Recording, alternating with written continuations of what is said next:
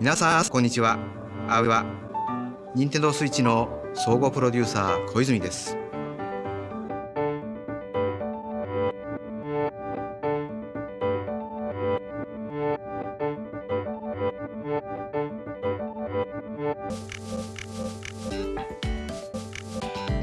携帯専用の Nintendo TACOS Hi everyone, I'm Hi. With Nintendo's TACOS Play on your TV at home, detach the Joy-Con controllers to friends, そして or dock the dock.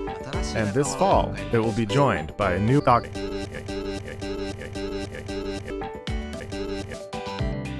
Introducing Nintendo Lite, Switch.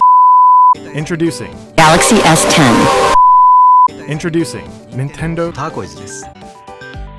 This version of Nintendo Switch is dedicated to handheld, and as such, it's compact, lightweight, and easy to take with you. Sayas in 3 different colors. TACOS です。TACOS です。 And TACOS です。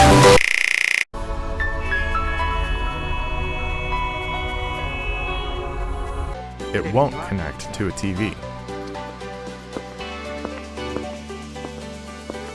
Hello, darkness, my old friend. I've come.